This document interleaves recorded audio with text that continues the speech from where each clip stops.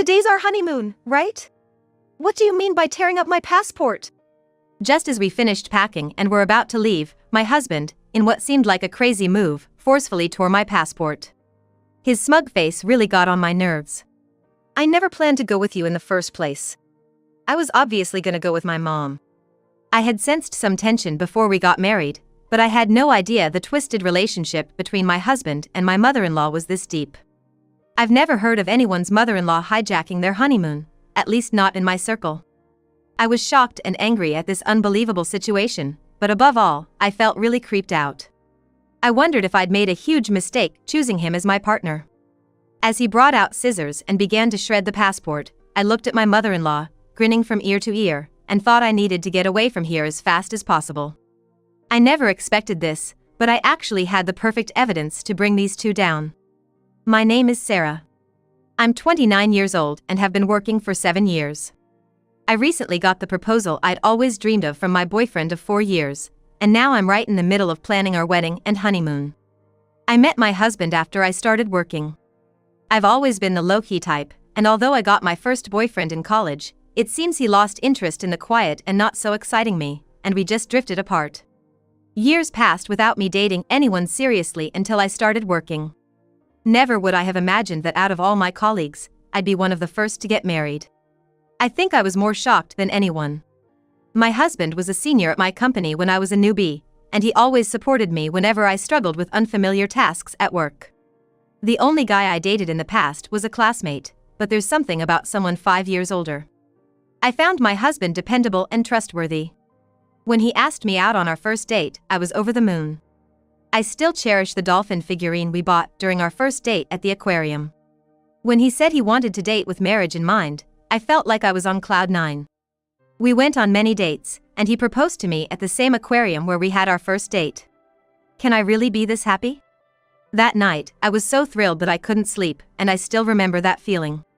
With my head still in the clouds, we quickly decided to visit his parents' home the following week. But it was there that I started feeling uneasy about getting married. My father-in-law was very kind, but my mother-in-law seemed to disapprove of me. You could have married someone more outstanding than this plain girl. Being told that at our first meeting filled me with doubt and anxiety about our future life together. But everyone feels some pre-wedding jitters, right? So, I pretended everything was fine and carried on with the wedding preparations. One day, while discussing our life after marriage, both he and his mother just assumed I'd be quitting my job. While I once admired the idea of quitting work after getting married, I didn't see that as an option at this point. Looking back, I think my ongoing anxieties about marriage prevented me from considering leaving the place where I felt most secure, my job. While dodging the persistent suggestions from my mother-in-law to quit, I decided to keep working at the same company, alongside my husband. During our wedding preparations, we disagreed on the timing of our official marriage registration. He was eager to formalize things sooner. In the end, we decided to respect his wishes and registered shortly after that. The procedure felt rather mundane, but realizing that we were now officially married made me so happy. We discussed having a small, intimate wedding. But it seems he mentioned this to his mother, and she called the next day. You know, Edward's wedding, and you're talking about having a small, intimate ceremony? Please don't just say whatever you want. The wedding needs to be grand. I'll make sure it's fitting for Edward. By the way, please keep your guest list minimal. Just your parents and close friends. Your friends are probably just as dull, right? They'd make the wedding feel so gloomy and ruin everything. I was bombarded with opinions about the venue and the guest list, and it was infuriating that she felt she had the right to dictate so much, but I wanted to avoid conflict with my soon-to-be mother-in-law. I had a ton of things I wanted to say, but I kept telling myself that maybe this is just how weddings go and decided to invite only my parents and close friends, as my mother-in-law wanted. But my mother-in-law's meddling didn't stop there. She didn't just interfere with the guest list, she also had opinions about the program, entertainment, decorations, and food. If we did everything as she said, we'd go way over budget. Initially, Edward's family had said they would cover half of the wedding costs, but somehow that changed, and now it was, weddings are for the bride, and suddenly we were way over budget. I ended up having to pay for all the extra expenses she wanted. So, the wedding ended up being a flashy affair just as she wanted, far from the simple ceremony I'd imagined. I tried to make some changes behind her back to save on costs, but I ended up getting scolded by her, saying, "It looks cheap because you didn't do as I told you." Still, after the wedding was over, I thought I'd finally get some distance from her. But then my husband did the unthinkable. I was fed up with all the interference from her regarding the wedding, and even though my husband knew I wanted to keep my distance from her, he insisted we live with her.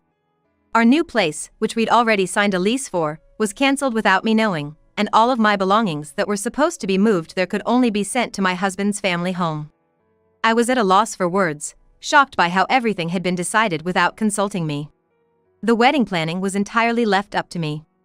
Even when I told Edward the costs would exceed the budget if we met all of her requests, he pretended not to hear. The anxiety I had even before the ceremony had grown immensely. After our wedding, we had planned to go on a honeymoon abroad. I had always wanted to visit this dream destination, and the idea of going there for our honeymoon felt surreal. However, my growing unease with Edward, who by now was acting quite suspicious, and the thought of living with my mother-in-law when we returned really dampened my spirits. Yet, just like with our wedding preparations, Edward wasn't very cooperative about the honeymoon planning, but, strangely, he took the lead in booking the flights and hotels. I assumed he'd chosen a romantic hotel for our honeymoon stay and was excited. As usual, I was left to foot all the bills, but with the pre-wedding euphoria, I was just glad that Edward was helping out even a little. Little did I realize, this was a foreshadowing of a shocking event to come. The wedding wrapped up, and amidst the hustle and bustle, the day of our honeymoon arrived. Despite some unresolved feelings about the wedding and the impending cohabitation, I was determined to switch gears and enjoy the trip with the man I loved. But as I woke up in the middle of the night to prepare in time for our flight, Edward dropped a bombshell as if it was no big deal. "Sarah, I'm gonna go with my mom." As I was double-checking our luggage, I was stunned and couldn't comprehend what he just said. "What? What are you talking about? It's our honeymoon. It's not like any other trip. Why would your mother be coming? And besides, we've only paid for two for the flight tickets and the hotel." Visibly shaken, I tried to understand his logic when Edward dropped another shocker. "I never said I was going on this trip with you, did I? Don't make me laugh. Of course, I'm going with my mom. A trip with her takes precedence over a honeymoon. It's a gratitude trip for all she's done for me.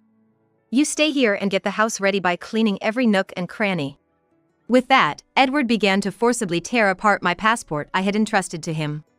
I was in disbelief, unable to utter a word, just watching my passport being destroyed. Right then, my fully made-up mother-in-law burst into our room without knocking. "Edward, are you ready?" Seeing her, Edward's face lit up. "Yeah, we're good. Finally, we can go on this trip without any interruptions." They both shared a gleeful laugh, leaving me utterly repulsed. I realized I was about to marry an absolute nightmare. I had been pondering how to get along with my mother-in-law in our upcoming married life, but this was beyond my wildest thoughts. I had made a colossal mistake right from the get-go. "I get it now, the kind of people you two are."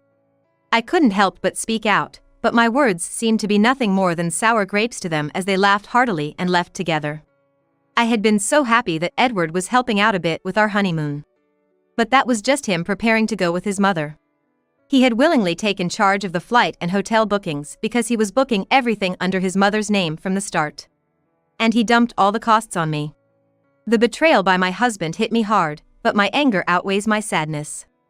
The dreamy intimate wedding I had always envisioned and the honeymoon, which was supposed to be the best memory with the one I loved, were both once-in-a-lifetime events.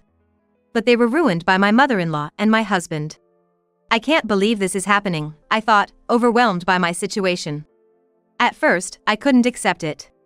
But soon after, I decided, I gotta act fast and get a divorce. Interestingly, I had something that would come in handy for the divorce. Initially, I started recording with the intent of preserving memories of the most significant events of my life, my wedding and honeymoon. Since the wedding preparations, I had been recording and audio capturing various moments. What began as a pure desire to cherish our wedding memories gradually turned into documenting my mother-in-law's malicious actions and harassment.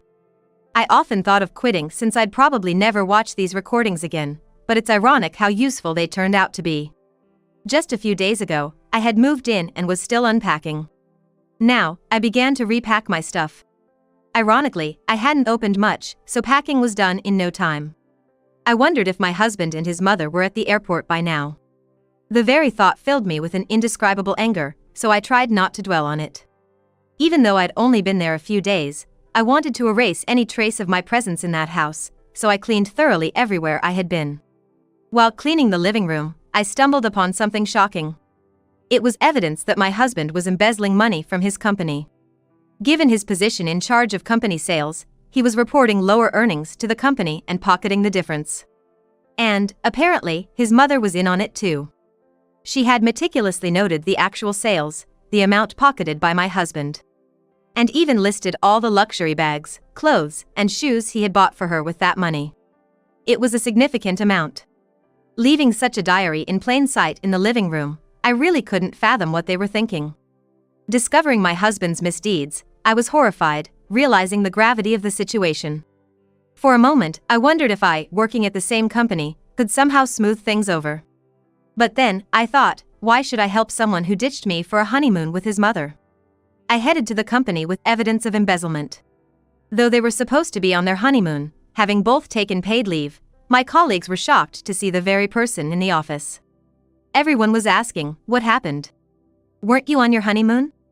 No longer feeling the need to hide anything, I told them that my husband and my mother-in-law had gone on the honeymoon instead, that my passport was torn up, and that I had paid for the entire honeymoon.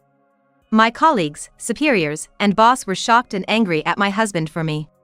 I thanked my concerned colleagues and made my way to the executive area of the company.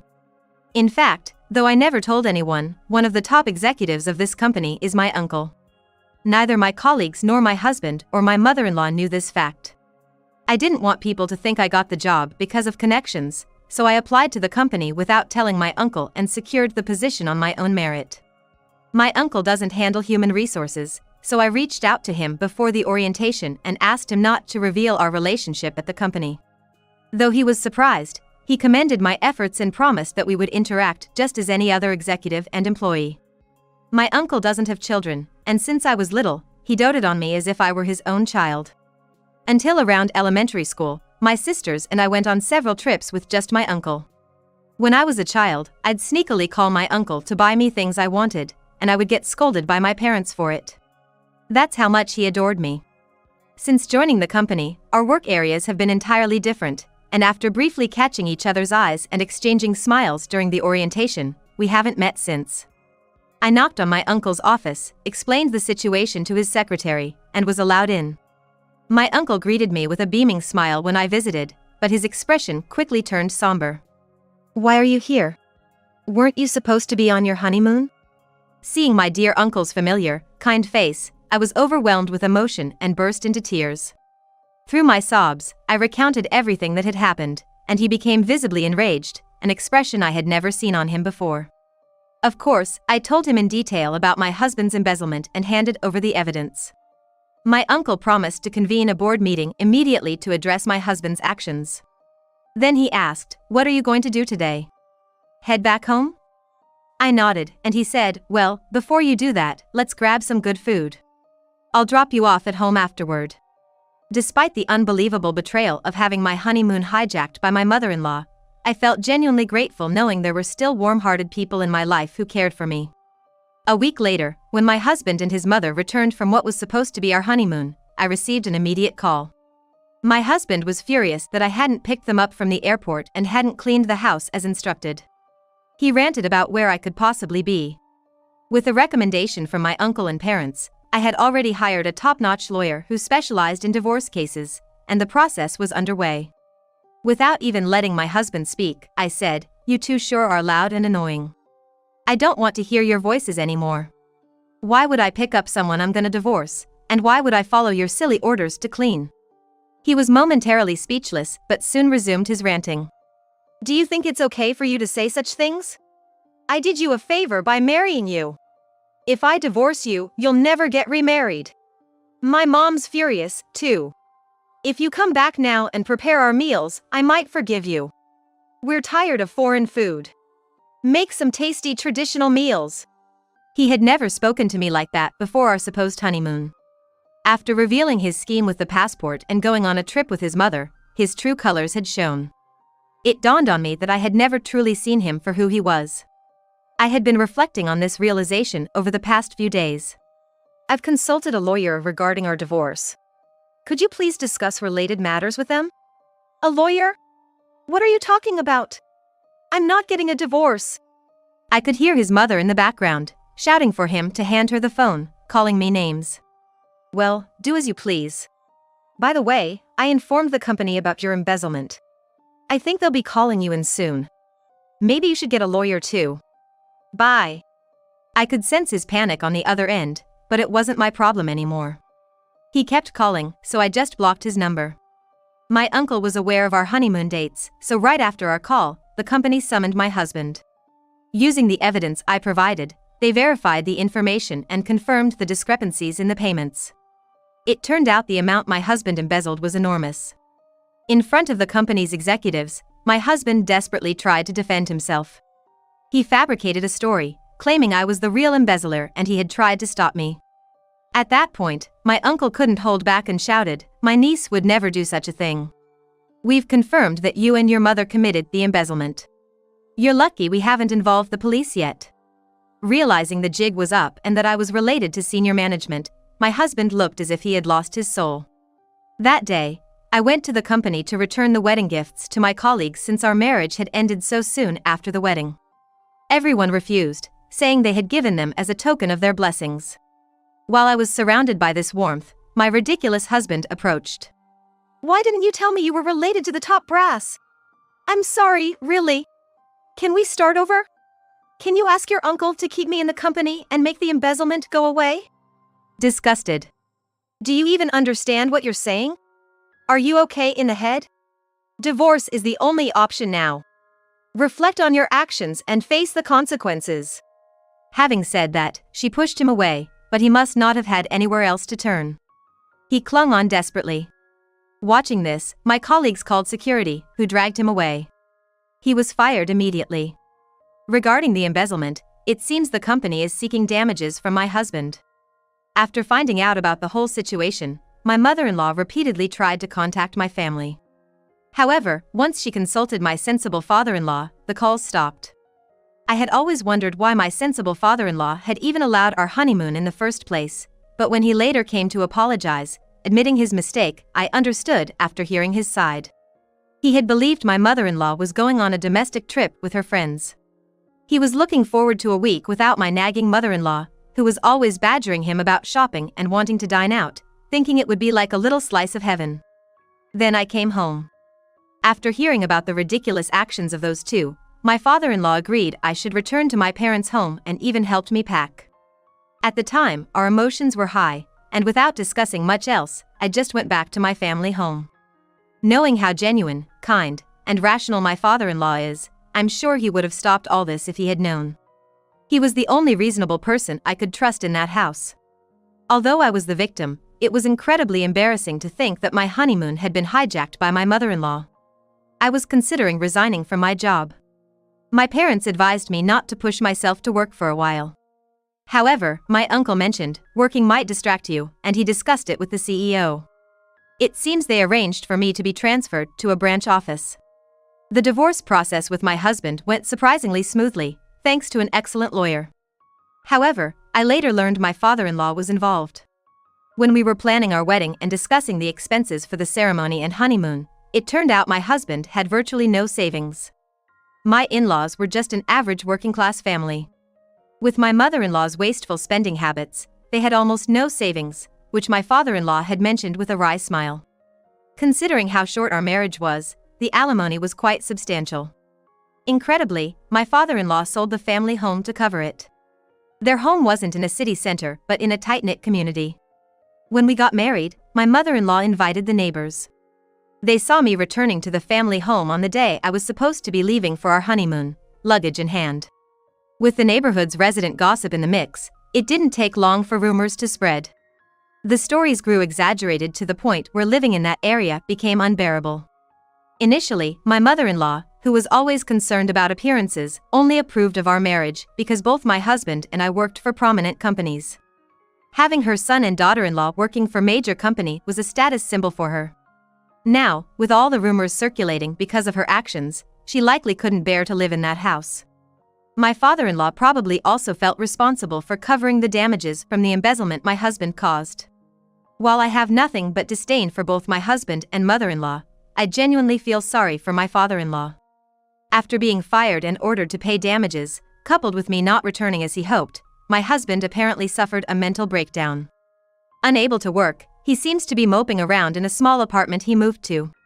Seeing her beloved son so downcast, my mother-in-law also retreated, becoming reclusive, as my father-in-law told me. In fact, my father-in-law, fed up with my mother-in-law, was considering divorce as he didn't want to spend his later years with her.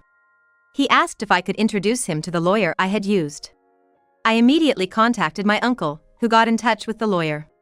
It might take some time, but I hope my father-in-law can live the life he wishes. Thanks to the intervention of the company's CEO and my uncle, I was transferred to a branch office where I'm surrounded by colleagues and superiors who have been incredibly supportive. I'm eternally grateful to my uncle. The only regret I have is missing out on the country we planned to visit for our honeymoon.